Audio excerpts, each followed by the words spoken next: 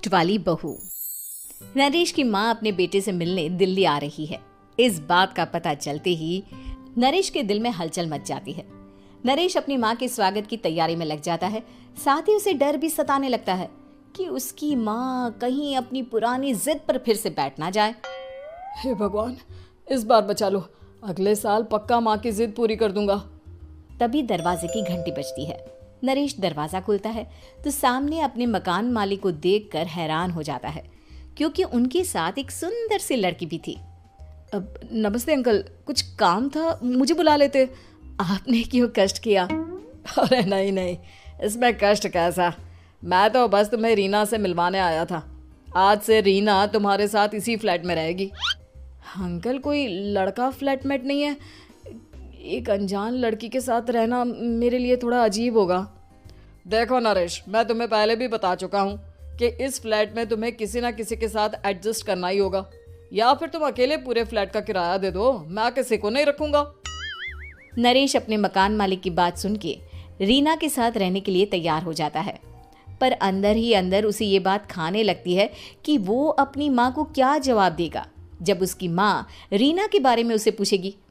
दिन बीतने लगते हैं। नरेश और रीना अच्छे दोस्त भी बन जाते हैं, पर अभी भी नरेश अपनी प्रॉब्लम का सॉल्यूशन नहीं ढूंढ पाता। एक दिन नरेश बहुत परेशान सा बैठा होता है।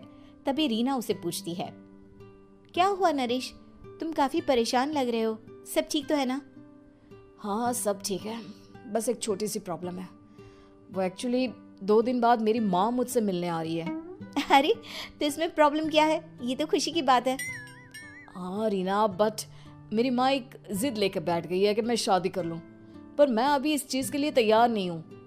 ऊपर से जब वो तुम्हें देखेगी तो 100 सवाल करेगी, क्या जवाब दूंगा?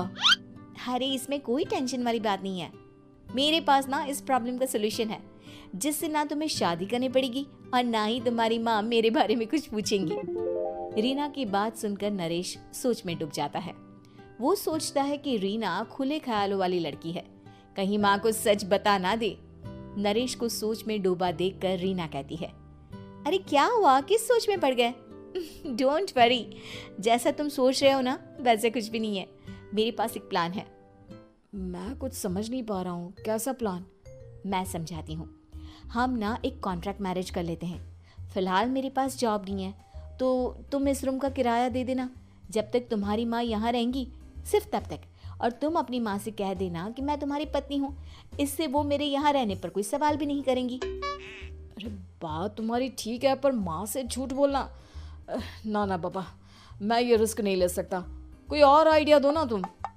देखो मंजूर हो तो बोलो, वरना सच बता दो, मुझे कोई प्रॉब्लम नहीं है। रीना की बात सुनकर नरेश सोच में डूब जाता है। बहुत सोचने के बाद जब उसे कोई रास्ता नहीं मिलता तो वो रीना के बताए हुए रास्ते पर चलने के लिए तैयार हो जाता है। वो रीना से बात करता है और अपनी माँ की पसंद और नापसंद के बारे में बताता है। रीना भी नरेश की सभी बातों को ध्यान से सुनती है ताकि कहीं उससे कोई गलती ना हो जाए। आखिर वो दिन भी आ जाता है जब नरेश की माँ उससे मिलने दिल्ली आ जाती है। नरेश अपनी माँ को फ्लैट पर लेकर जाता है।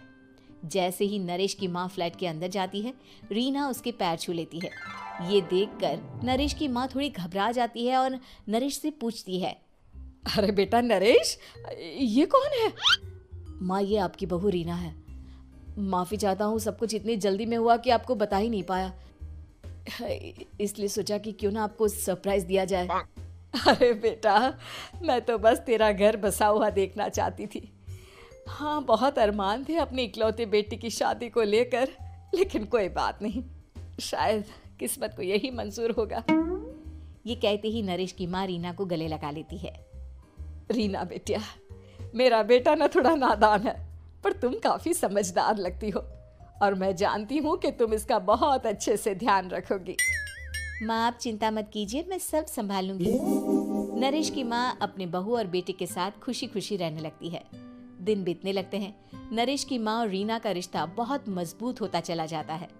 वो दोनों सारा दिन एक साथ रहती और खूब बातें करती। इधर साथ रहते रहते नरेश और रीना भी एक दूसरे से प्यार करने लगते हैं।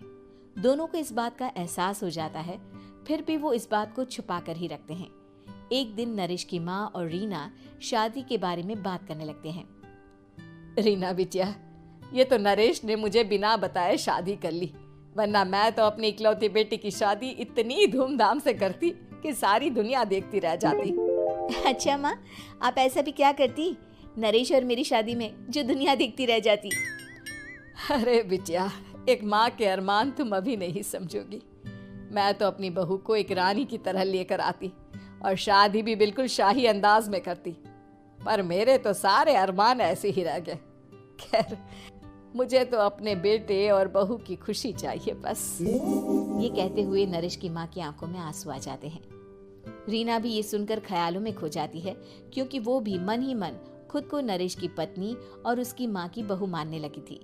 शाम को जब नरेश ऑफिस से घर आता है तो रीना खुद को रोक नहीं पाती और नरेश के सामने उसकी माँ को अपने और नरेश के रिश्ते का सारा सच बता देती है।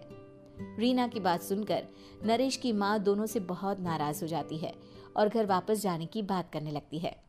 तुम दोनों ने मुझसे सच छुपाकर बहुत ठेस पहुंचाई है मुझे। अब तुम लोगों के साथ नहीं रहना चाहती मैं। कल ही वापस चली जाऊंगी अपने घर। माँ, मुझे माफ कर दो, ये सब मैंने रीना के कहने पर ही किया है, वरना मैं भी आपको कभी ठेस पहुंचाने के बारे में सोच भी नहीं सकता। हाँ माँ, हमने ये सिर्फ आपका दिल रखने के लिए किया, प्लीज हम दोनों को माफ कर दीजिए। तुम दोनों ने मेरे अरमानों के साथ खिलवाड़ किया है, और वैसे भी मुझे अपने बेटे के लिए एक अच्छी लड़की ढूंढनी है, इसलिए मेरा यहाँ से जाना ही बेहतर होगा। माँ की ये बात सुनकर रीना खुद को रोक नहीं पाती। माँ, क्या मैं आपके घर की बहू बनने लायक नहीं हूँ? रीना की बात सुनकर नरेश हैरान रह जाता है। नरेश की माँ भी कुछ समझ नहीं पाती। मैं कुछ समझी नहीं, आखिर तुम कहना क्या चाहती हो? माँ, मैं वो नरेश से बहुत प्यार करती हूँ और साथ ही साथ मैं आपको भी अपनी माँ मान बैठी हूँ। आज जब आपकी बातें सुनी तो खुद को रोक नहीं पाई, इसलिए सारा सच आपको बता दिया। रीना की बात सुनकर नरेश की माँ की आंखों में आंसू आ जाते हैं और वो अपने बेटे नरेश और रीना को गले लगा लेती है।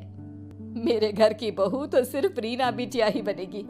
मैं आज ही तुम दोनों की शादी की तारीख निकलवा दूंगी, बस एक बार तुम्हारे घर वाले मान जाए। उसी दिन रीना के माता पिता भी उनके फ्लैट पर आ जाते हैं।